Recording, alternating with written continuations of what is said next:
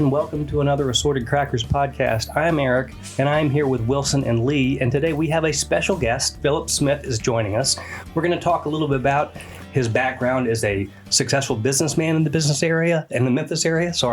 We're going to talk maybe a little about Memphis sports, and we're also going to hear a little bit about Philip's story, which does include some tragedy and a little bit of how we can find hope, hopefully, in tragedy.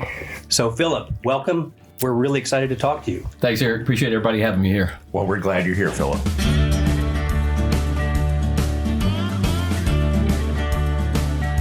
Quick, by way of background, Philip is chairman and CEO of Memphis-based Garish Smith Tuck law firm. And you specialize in a couple of interesting areas in my world, mergers and acquisitions in particular. I definitely want to get into that as well. Right. And Philip is also, you're kind of sought after as a speaker and presenter on some of these topics in the banking world. I don't know what they're thinking, but yeah, apparently so. We want to break that down because, for a lot of people, speaking in front of a crowd is like the worst thing they can get into. And we'd love to hear kind of how you get yourself ready for getting in front of people. Yeah, I think that'll be interesting. And then whatever else we need to cover, we've got time. So we look forward to it. So Philip, what you probably know by listening to the podcast, Lee has got 900 questions that he wants to get to, and we're probably going to get to 3. So, sometimes you just got to have something to shoot for, right? Got to have a goal. Got to have goals. All right, let's start with a quick rapid fire. Where are you from? From here. Grew up in Collierville. Collierville, Tennessee. Was born in Nashville, but lived in the Memphis suburbs most of my life. Awesome. Married now 32 years, I believe that would be, to one woman, as you all know. Some of you know, Dory Jane. So and she's amazing. She is. I'm known as her husband more than. And what would I know her for? You would know her for her delicious chocolate chip cookies, her great disposition. What most people don't know is that she's a Phi Beta Kappa. Oh. She has a master's degree in divinity from Emory University in Atlanta. She's the smart one in the family. So she's brilliant. Oh, she's definitely brilliant. So I want to go on record as saying that. Absolutely. And she does make amazing chocolate chip cookies. Thank you for bringing that back. Because if you hadn't had them, we should have required that she sent some of those with you. Next time. You're coming back, right? Oh, definitely. Although I personally, not a big chocolate chip cookie fan. We could get off on that. What's the best cookie? But the thing she makes the best that I like is pumpkin chocolate chip muffins. My son-in-law loves those also. They are just a taste of fall in your mouth. They are. That sounds delicious. We're booking you for October right now. Great. All right, so keep going with the rapid fire. Sorry about that. But so children. We were blessed with 3 boys, 2 of which are still with us, and one unfortunately deceased. Might mention that, but they are 26 and 24. Awesome. Oldest is a master's in electrical engineering, lives in Baltimore, and the second son is pursuing a law degree and MBA at Florida State University. Wow. Boom. Awesome. Wow. So some brains in the family. Well, I told you they get it from their mom. So, okay. Right, absolutely. Yeah. All right. So rapid fire pass. Now we move on now. So tell us, how you got started in law school? What made you want to go to law school? Yeah, I don't know that I started off wanting to go to law school when I was while I was in high school, I started reading articles about people that were helping other people and the professions that help people, and doctors and firemen and police officers and those kind of things. And one of the interesting things I came across was a discussion about how lawyers, for all of their bad press that they get, often can be people that are helpful to people in different ways. And so I sort of took that to heart and decided that if I could survive college, I would maybe try to go to law school. I was the first generation in my family to go to college even. My parents, very intelligent people, but not highly educated in a formal sense. And so no one in our family had ever been to college. So when the University of Memphis offered me a scholarship, I said, I think I'll stay home and do that. And awesome. so did that and ultimately made it through that, pursued my law degree, my MBA there as well. So I noticed you said University of Memphis. It was not University of Memphis when you were there. So what are your feelings on people like Ole Miss people who call it Memphis State? Yeah, I think they do that on purpose, just to tweak us. Tiger High, those kind of things. Wasn't going there. And then you start with that and you say, oh, well, I get it. They're just making a mistake. And then you'll listen to a national broadcast and Jim Nance or somebody will talk about, boy, Memphis State basketball team is really doing well. So I always remind people, it was only 35 years ago or so that they changed, right? But definitely University of Memphis. But all my certificates do say Memphis State. State. Yes, and you went to law school. Yeah, I was still at Memphis State when I was in law school as well. The law school is now downtown. It was on campus at that time. So a lot of progress for the school. Yeah. So after law school, when you were in law school, did you decide that M&A was where you wanted to go, or how did you get into that slant? Yeah, I knew that I wanted to do corporate things. I knew more what I did not want to do. I didn't want to do criminal work, didn't want to do slip and fall work, those kind of things. And I was pursuing an MBA at the time. So, of course, being in Memphis, I thought, I'm going to become a corporate lawyer for FedEx. Like everybody wants to work for FedEx. And so the result was a buddy of mine was clerking at this firm and said, I'm leaving. They need somebody. I was looking for a job. And he said, you'd probably be perfect. They're unusual. They're kind of a niche practice. They just do banking and M&A work. So I went and applied for a clerkship there and started working there in 1990 and been there ever since. So as I tell people, I just hid in the back and took over then once everybody else left. So I've been there now 32 years. That's awesome. From the mailroom to the CEO. Absolutely 100%. My first desk was a folding table in the back. Not even in an area. Not even in an office. That's awesome. That's awesome. Well, when I think about M&As and things like that, I mean, extremely complicated, right? It is, because there's just so many different facets of it. But if you boil it all down, it's still just about negotiating about, do you want this or do you want that, and who gets what. So it gets into a lot of different can be complicated areas of taxation and securities laws. But at its core, it's just two parties negotiating over a relationship. So knowing what each side wants and then trying to make something meet in the middle. Well, and if there's those of us that can help that and get a little money off of helping them meet in the middle, even better, right? So that's a good thing. Money's good. If you're doing, when you're involved in an M&A stuff and you focus mainly on banking and things, and how did you move from just doing transactions and helping from transactions to being an authority and a speaker? Yeah, one of the key things there is kind of interesting. We have two firms. We have the law firm and we have a separate consulting firm. And that really grew initially as a marketing piece, because we realized, hey, if you wanted to sell your bank, there's lots of really good lawyers all over the country that can do the documentation, file your applications and the like. But a lot of these, particularly small banks, which is our specialty, community banks, family-owned banks even, they needed someone to come in and say, should we do this? What are the alternatives to it? Well, what if I really don't want to sell? Can I keep it independent? So everybody in our firm that's a lawyer is something else, an MBA, a tax person, former regulator. So a lot of what grew out of that was helping banks with the consulting side of things. Mm-hmm. That then I think led to a lot of people saying, we ought to have those guys come speak at our conference or something like that. Yeah. They really provide good information. And so that's been a lot of what I've done personally now at the chairman and CEO level, is doing a lot of traveling, a lot of public speaking for that, which I enjoy, and hopefully along the way, helping some people. That's awesome. I've got a question on the public speaking piece. So my background is public relations, corporate communications. And I help leaders who have to speak. And I say have to because many just have that gift naturally, and others, they would rather do anything else. So which category do you fall into, and how do you prepare to get in front of a crowd of people and speak? Yeah, from my standpoint, of course, the more you do it, the more comfortable you are. But the thing I always tell people, if they say, I could never stand in front of a group of people and talk to them, I would say, well, that's not true. You just think it is. Eric, if you told me I'm the most nervous person, I could never get in front of a group of people, and I said, you're going to have to stand at Vaught Hemingway Stadium in the middle, and it's going to be 100% full, and you've got to talk for 20 minutes without notes on your family and fall fishing. You'd say, I could do that because I know the subject matter. So the key thing I always tell people is the way you show confidence and exude that is you just know your subject stuff. matter. Know your and stuff. the more you've done it, the easier it is, right? Absolutely. I've got a story. My very first job out of college was at Morgan Keegan in their PR department. And I was helping their banking analyst. He was getting ready for a big conference. And he was still to this day, one of the smartest people I've ever worked with, but he was powerfully introverted, hated speaking. He would rather put out reports all day long, but this was part of the job. So anyway, I was helping him with his speech, and you could tell he was just uptight about it. And coming right out of college, one of the techniques they teach is open with a joke, loosen up the crowd. You get that laugh, you get that interaction, you feel home. So I gave him a joke, and the joke was, you can use this if you want, because I said, get up there and just open by saying, hello, everybody. I feel like Larry Fortensky. Now, Larry Fortensky, if you don't know, is the 7th husband to Liz Taylor. Okay? So you say, what? Hi. Yes. Let me finish. What? So I feel like Larry Fortensky. I know what I'm supposed to do, but I'm not sure how to make it interesting. So that's a good joke, right? So the crowd reacts. And so he's like, yes, I can do this. Yes.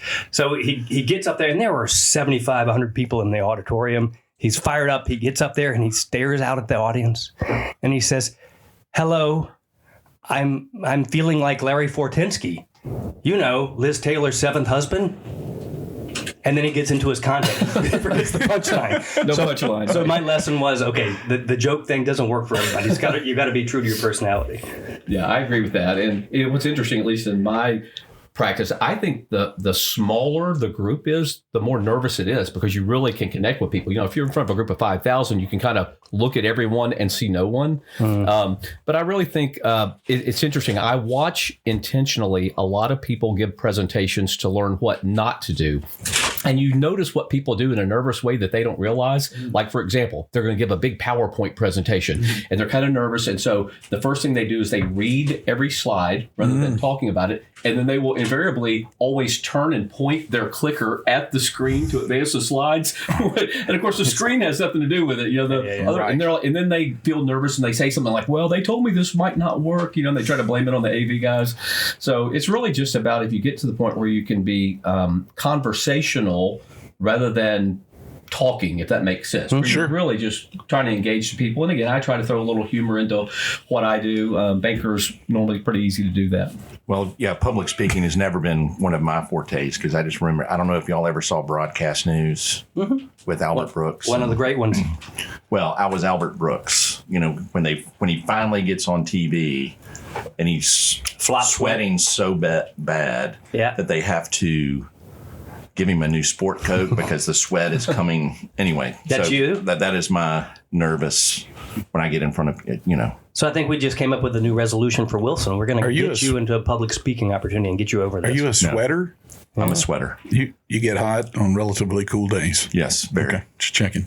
One of the things that I did, as I have a banking background, one of the things I got the opportunity to go is I went to Atlanta, and there was a company called Speakeasy that I went and spent a week there where they worked on those kind of things. Did you ever do any formal training on things like that? You know, way back, if we really want to go back in my high school days, I did a little bit of theater as well. That was kind of fun, in addition to playing sports. That's helpful. So that could be helpful. I heard a discussion point about someone playing George Bailey in a production, which is one of my favorite events. Wow. No man is a failure who has friends. Now, that wasn't George's quote. That was Clarence's quote. But yes, that was one of the best things I ever did. So, you know, it's funny. Those little kind of hometown productions, your high school productions, you'd be amazed at what they can do for you. So what was your favorite production you were in? Well, Wilson, I really appreciate you bringing that up. I was in the same production twice.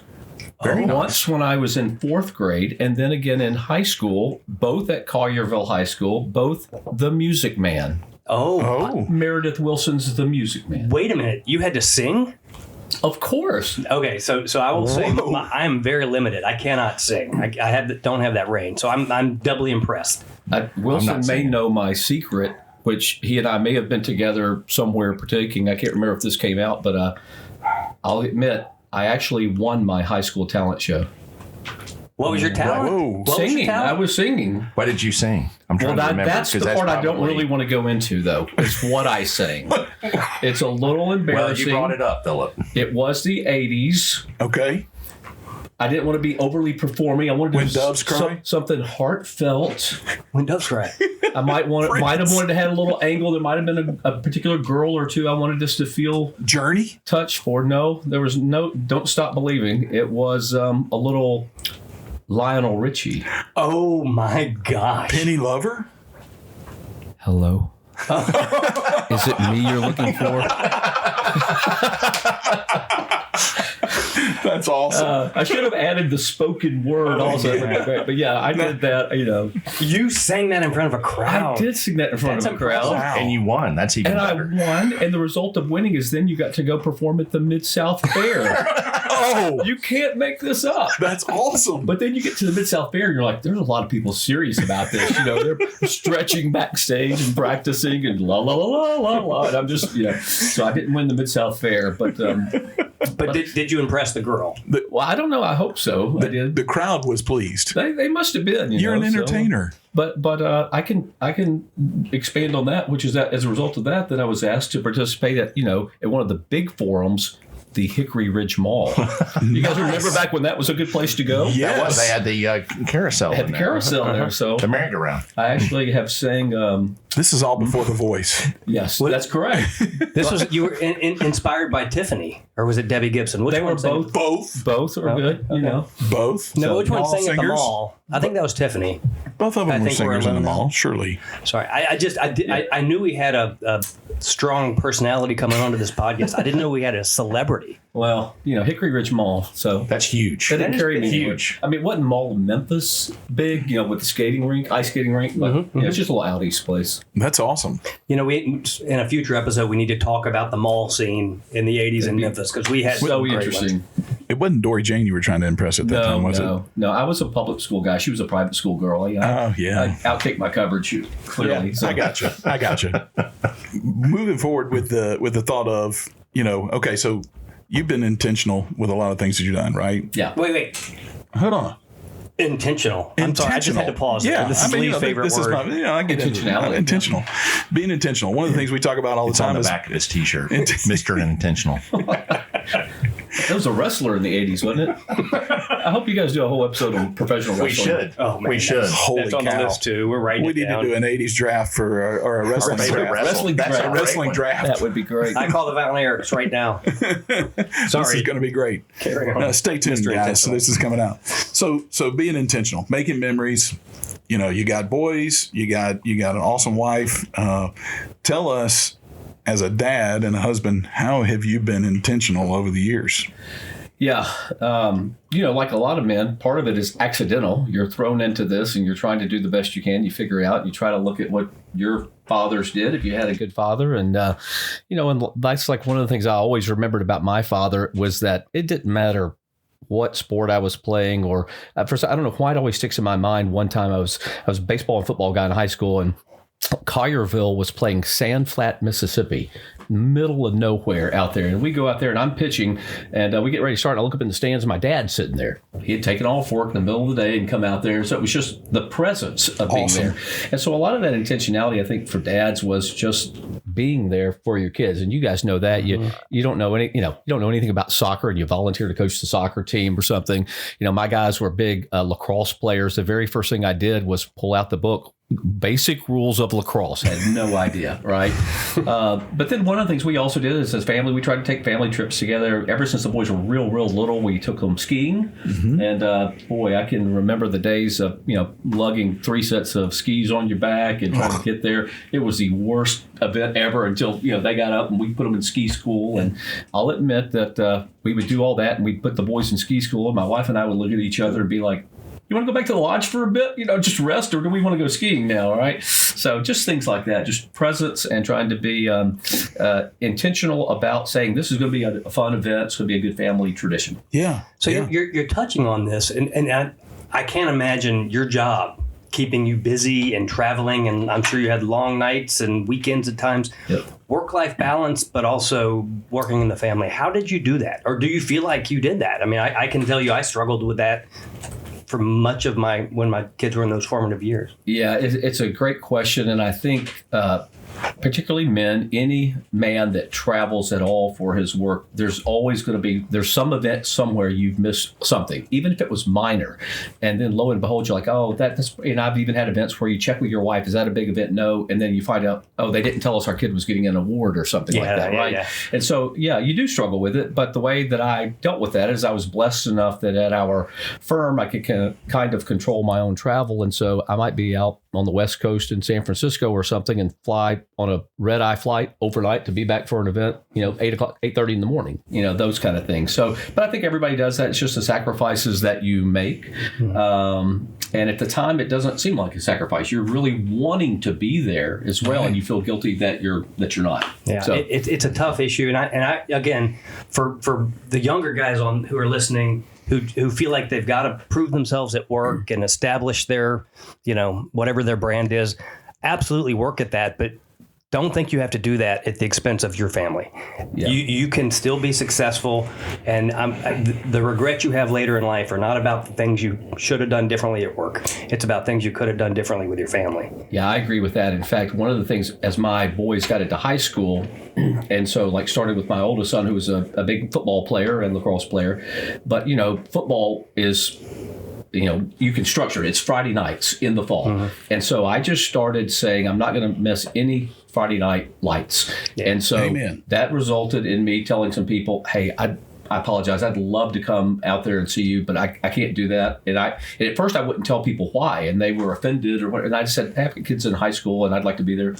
No one ever said, well, we're not going to give you our business or whatever. They understood. And so for these young men maybe listening, and you're thinking about your career, it's okay to tell a client or something, I can't do that.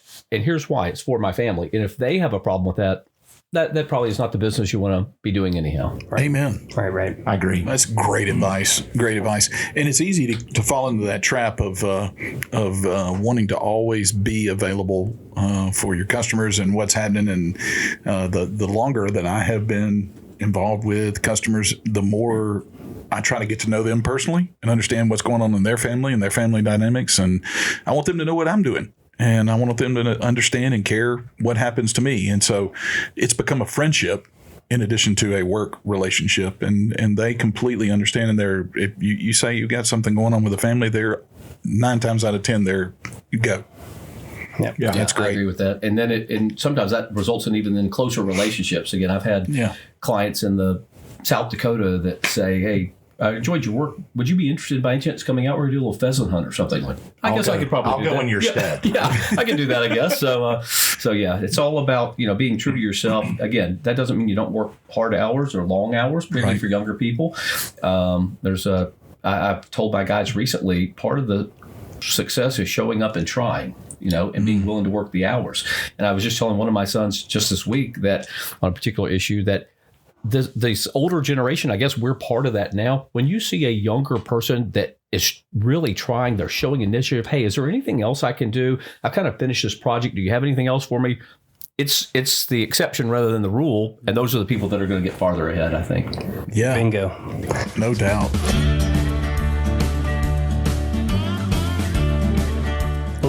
You mentioned pheasant hunting. Let's take a bit of a pause because Wilson was kind enough to cater today's event and bribe Philip with some amazing Mississippi sin dip, duck dip, and some really amazing bourbon that you did not tell us what we're drinking. Wait, let's back up. What's the name of it? Did I get it right?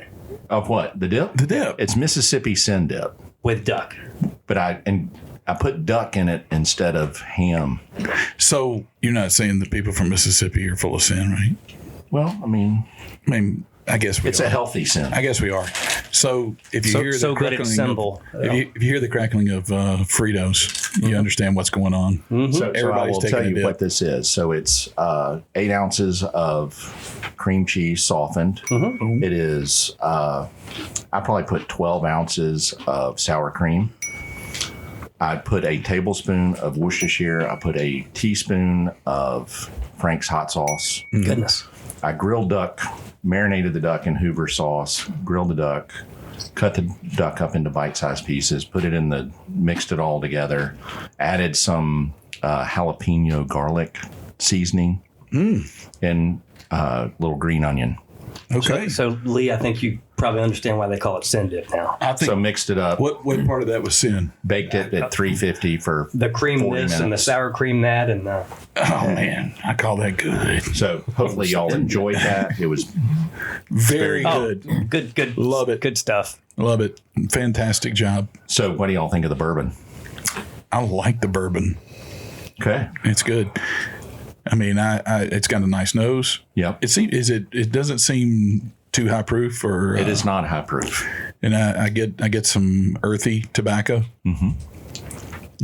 I feel like that it's light, easy, not hard on the finish, but nice front and mid palate. Yeah, smooth all the way through. Toast likes it too. Well, that's good. I think maybe you'll take a nap. Now, the peppers and spices are coming through more than the sweetness, which is a good thing. But it's a That may smooth have a little finish. bit to do with the sin dip. Maybe that's a good Frank's point. bread- Frank's hot hot sauce. sauce is all back there. But yeah, I mean, this is nice. Tell me more. Is it young, old? Yeah. So it is. We've had this distillery before. Okay. Okay. That narrows it down to nothing. True. But anyway, I'll go ahead and tell you what it's Michter's. Michter's.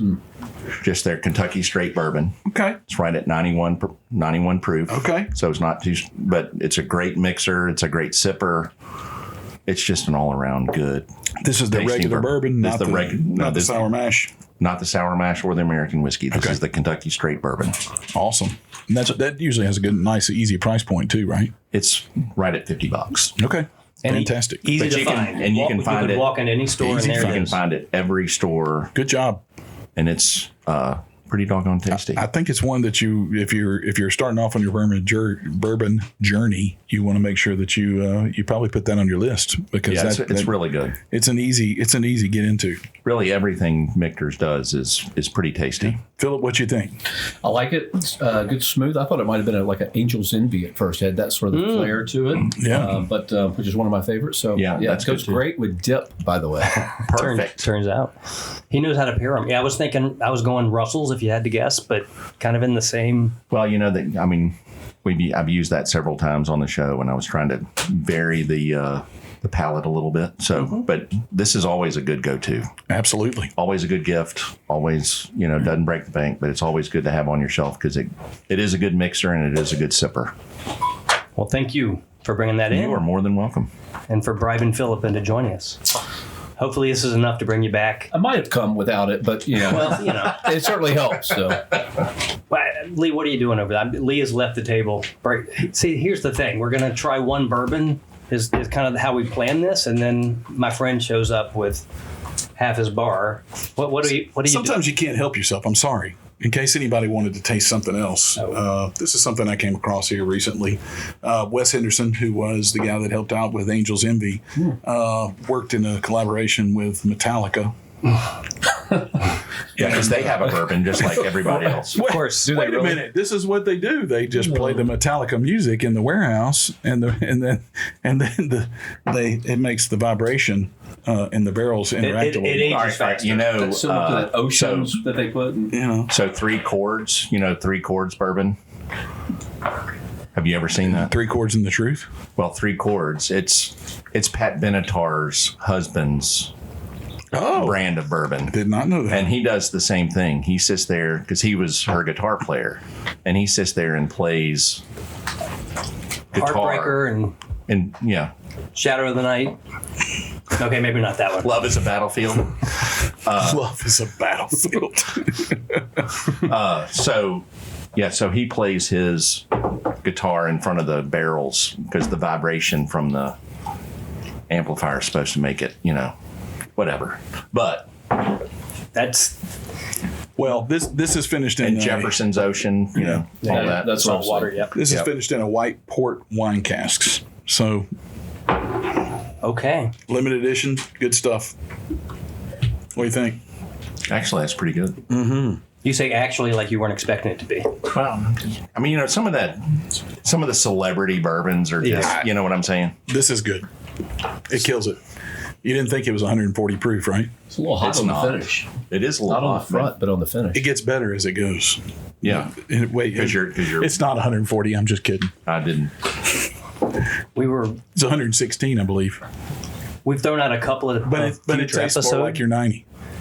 We've thrown out a couple of future episode ideas. We definitely should do one on celebrity tequilas, celebrity bourbons. Man, that could be an all day thing. I know.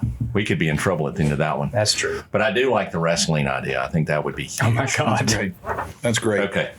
All right, so Yeah. So we set this up, Philip, with again, your story includes a very tragic event. Let's talk about Wes and really, I think what I understand is a lot came out of this. Really did. And so it's your story to tell.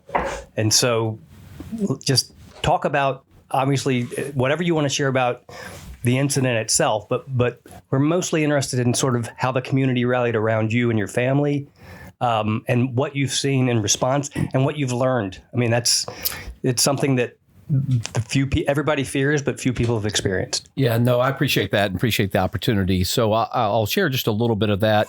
This is obviously not intended to be a forum to cry your tears out or anything, but and I always tell people I don't mind talking about the event itself. In some ways, from a male standpoint, it's a little therapeutic. I get more emotional talking about the things people have done for us as a result of that.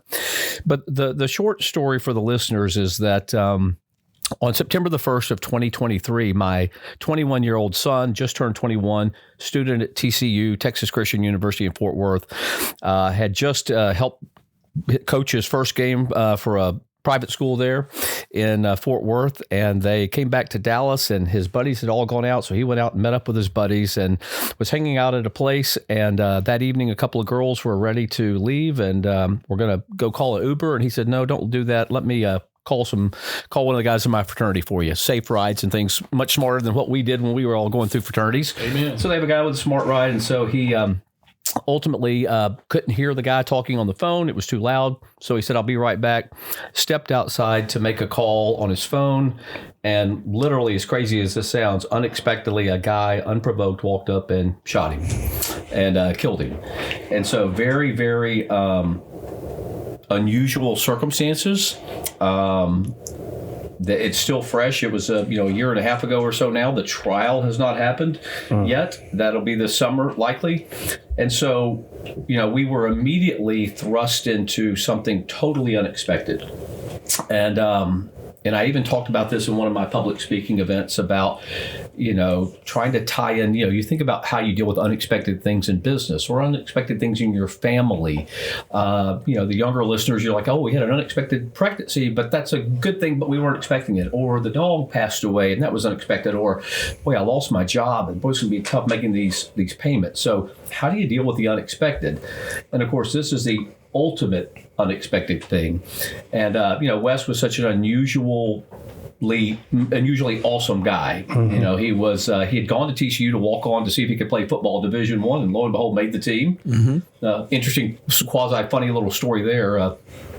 He and I, after the end of his first year, of course, he never touched the field. He was just a walk-on, right? But the story started running around the locker room that, hey, they're calling everybody in for interviews and they're terminating people. They're letting guys tell them, don't come back.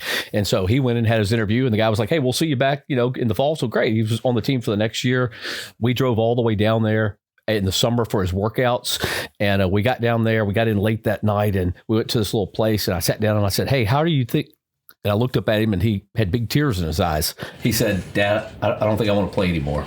I said, well, that's okay. Even though we'd driven from Memphis to Fort Worth, Short drive. So he decided, and I said, do you think you'll ever regret not playing? He's like, well, I did it. I made the team. He said, the only way I would ever regret this would be if something crazy happened. They went to the national championship or something, which happened the following year, of course. They went to the national championship and lost, I don't know, was it 3-7 to Georgia? Or no, it was 7 really close. Yeah, really close, if I remember. But so as a result of his death, and I think because of the personality he was, just amazing things have happened. And, I tell the story that, oddly enough, I was out of town on business. You talked earlier about feeling like you got to be there and all that. If you Google what is the farthest city in the United States from Memphis? Right. It is Seattle. And I was in a random hotel north of Seattle when I got the call. Mm-hmm. And so by the time I got home that evening, flying all the way back, there was, 150 people or so at my house. And on the front porch was a giant igloo cooler that stayed there for the better part of a year. And every night there was food in it. People That's just crazy. knew. Maybe I don't know if that happens everywhere, but that's only in the South. People would drop things off. There'd be multiple things. And so, and at the time it was like, I remember jokingly saying, I'll be glad when I can walk out my front door and there's not a cooler there, right? But then I realized what a blessing that was. People didn't know any other way to serve other than to make food. Yeah. I know that's a big part of what you guys do on the podcast here. And boy, that was just divine. It was wonderful to have that. At his school, they have created the West Smith Center for Student Life, which will really focus down the needs of students and use his memory and his honor of what he did at St. George's. He was Mr. St. George's. He was first team All-State football. He was class president. It was a little bit of everything. But they're using that, and I think in a great positive way, to say, look, students, particularly these days, need assistance in one way or the other, and we want to provide benefits to students to the extent we can. There's been a scholarship established at TCU. Coming up here in February, there will be the Cowtown Marathon in Fort Worth. There will be a Team West that you could sign up for. I think we already have some 70-odd people signed up for that. We did it last year. That was a lot of fun. Yeah. Did you run? Did you do the marathon, Wilson? No. I did the 5K and I walked. Is anybody here a runner? Mike Lee has done a marathon. I'm a marathon guy. Well, I'll tell you, It's been a few years. But I did I'm the a marathon 5K guy. walk, but I said, "Look, I'm a man. I'm gonna run that last mile." So I did. I ran the entire last mile across the finish line. Which, of course, when you see the photos, looks like I probably ran the marathon. I was sore for 2 weeks after that. So both of your boys ran the full marathon. yeah, they both ran the full marathon. However, this year they're not both running the full marathon. My oldest son is running the full marathon. My second son is running the ultra marathon. Oh my the marathon God. plus more. You're going the wrong way. I kid. know it. No, wait. They like to one up each other. They really do. They really do. So Come on, those Dawson. kind of positive things have come out of that. Come on, Dawson. Yeah, Dawson's running he's running the full. By the way, he's on an airplane as we speak, Spirit Airlines to New Orleans for a bachelor party. Do we recommend that or not? You got to do it once. You got to do it once. Next episode, best and worst bachelor party stories or something that you can tell. I'm sure that they're just going to sit at the Ritz and have a couple of beers and then go to bed. Yeah, it's not Mardi Gras season. I think they mentioned they were going to do a couple of museums in the area. Yeah. Some things. Commander's Yeah, the Palace. World War II museums down there. And Probably Cafe Du Monde. There's a great Cafe Du aquarium. Monde. Coffee. I think great chicory coffee there. They do. If as a young man, you don't want to miss the chicory coffee. Well, you don't want to miss it Commander's does help Palace. with a hangover. So there you go. Hangovers. What? What? Well, no. Oh my gosh. I don't know what that's like. I'll tell you guys the one thing, and we didn't think of this, but someone else who had experienced a tragic loss of their son years earlier had told us this, and of course, I kind of brushed it off, didn't think about it because, I'm not ever going to have to deal with that. It's not like I'm going to lose one of my sons in a tragic event, and then lo and behold, I did. But this woman said, the number one piece of advice I can give to other people, because candidly, I remember this, when someone else has experienced a tragedy, you feel awkward about it. Yep. And you're just not sure the right thing to say because you almost don't want to say something and then it causes them to think about they've lost their child and causes them to cry or whatever. You're concerned about that, right? Mm-hmm. So this woman had said to us, the number one thing you can do is ask me about my loss. Ask me about my child, or say something like, "Hey, I know it's only been a year since passing your son, but I just want you to know I remember at this game or this thing." Right.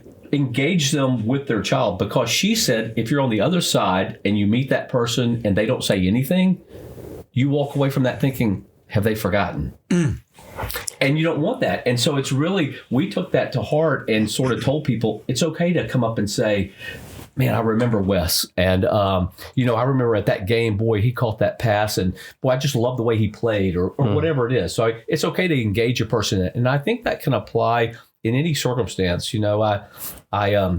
I think we're all probably at that age a little bit. I don't know if you guys have experienced this, but a lot of the listeners, I'm sure, have. We're getting at that age where we're kind of caring for our aging parents now. Yes. And we're experiencing the loss of a parent in one way or the other. My father died a few years ago. My mother, fortunately, is still living, but she's in her 90s. And so you deal with those really emotional issues that all of us as men have to deal with. And part of that is, hey, just engaging people with that. We all sort of share that bond of parents and those kind of things. So that'd be my recommendation to everyone is, hey, if you ever know someone who's experienced a tragedy, don't avoid it with them. Talk to them openly about it and say, I'm grieving with you. I feel your pain with you.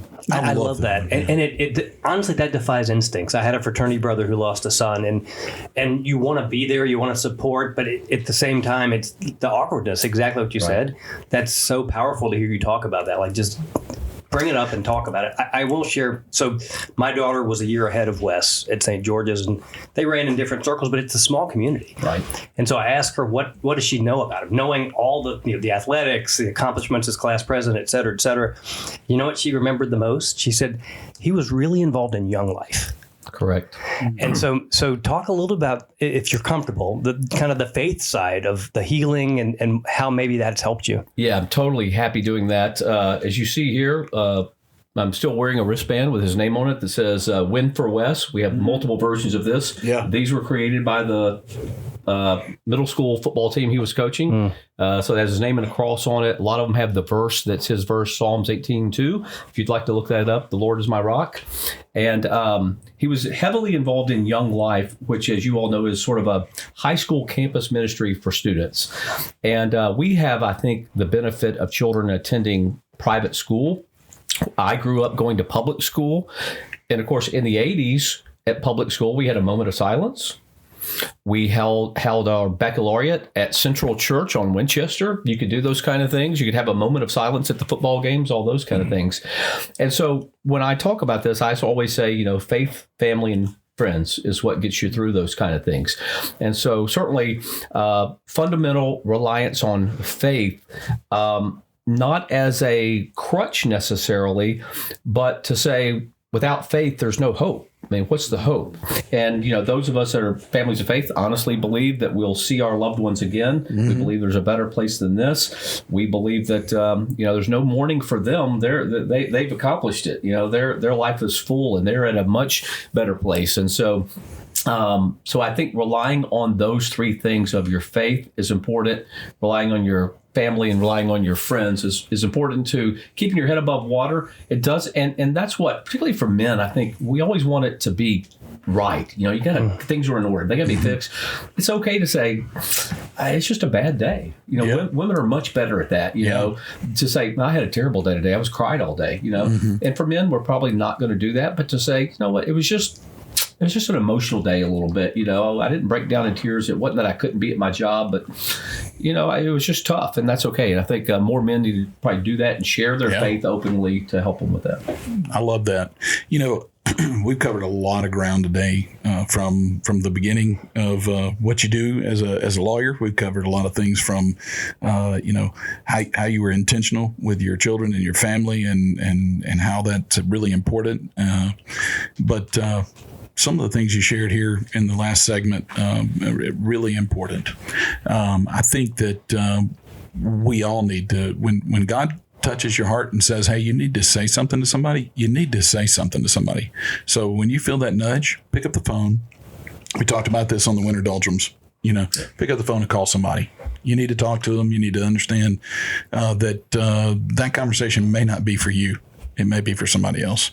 And I love the fact that you've been able to explain community and what that means, friends. And I think that a lot of stuff, we think about Wes all the time. We think about you guys all the time. My wife and I, Carrie and I, you're constantly in our thoughts and prayers. We think about how do we serve? And so this is very helpful for me, and I think it'll be helpful for other people as they hear this episode. And so I challenge all the listeners out there. Look, be intentional. Don't be afraid. Don't be afraid to give some love to somebody else. It may not be the right thing you say, but the most important thing is that you said something and you care. And it sounds like that's what's important. Yeah, it is. And I'll tell you one thing about this podcast that kind of resonated with me. You know what, all of us with our wonderful wives, you know what women are good at doing that guys are terrible at doing, is they'll send each other cards that they're thinking about them, those kind of things. They'll call them, they'll go and all that. Guys aren't too good at that, except in one case.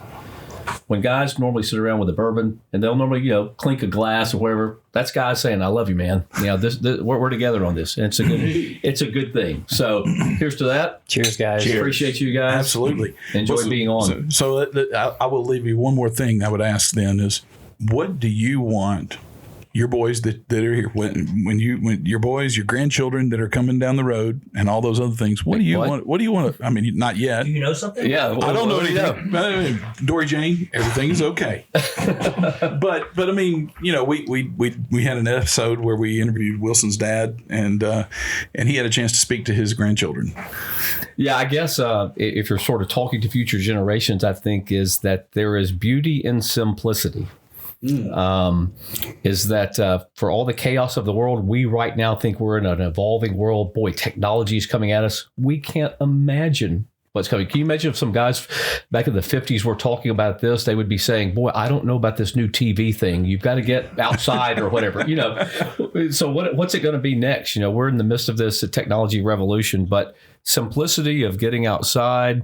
You guys talk a lot about hunting, the spending time with people, one-on-one, whatever that is. If it's on a ball field, if it's in church, if it's in a duck blind, those are the things that matter most, not the things that are around you. Right. People are still going to be people years from now. And so I hope future generations will take a little time to enjoy being with other people. Yeah. If you experience a tragedy, it makes you appreciate the time you had personally with people, and that's what I think that's what we should all be about. Awesome. That's awesome. That's great advice. And we appreciate you being here and sharing your story. I enjoyed it. And just giving us as a group something to think about, and giving our listeners a lot to think about as well. That's really the point of this podcast. And I think you hit at the heart of it with that last comment. So thank you for having me. Well, and I think too, next time we need to talk about more Memphis sports and a little wrestling. Uh-huh. And does anybody remember that the original Memphis Grizzlies World Football League had Larry Zonka on the team? What? Yes. What? Larry Zonka? Larry Zonka? Yes. From the Miami Dolphins? No, before he was a Dolphin, he was a Grizzly. That, but I had no idea. Anyway. Again, we'll see you in October with. He's not as good as the Moondogs as a wrestling team, but that's just me. That's right. Hound Dogs. You're coming back in October with some of those muffins. Yeah. Next time, muffins. Muffins from Dory Jane. Thank you, guys. Well, folks out there, take care. Take care of yourselves and take care of one another. And thank you for tuning in. We want to make sure that we're hearing from you. What did you think about today's episode, and what topics would you like to hear in future episodes? So Lee is at the wheel on our email. He loves chatting with folks. So it's 3assortedcrackers@gmail.com. Anything you want to say, send it our way, and follow us. I've set a personal goal to grow our Instagram account. I want to have 500 followers by July. We just crossed 100. Kind of pitiful, guys. Come on. Instagram at 3assortedcrackers. I'm not blaming you.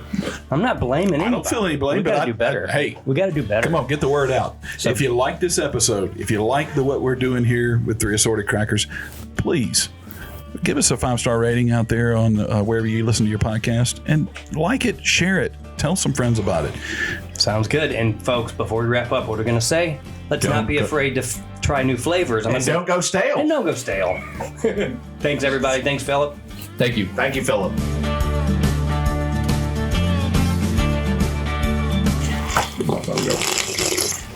Did you? Let's just get it out of your system. That's what I'm doing right now. Just to get Bill's blood pressure up. Anybody else? Rabbits? Anyone? Rabbits? Let's just clear our noses. The rabbits are not together. Does anybody need the blood?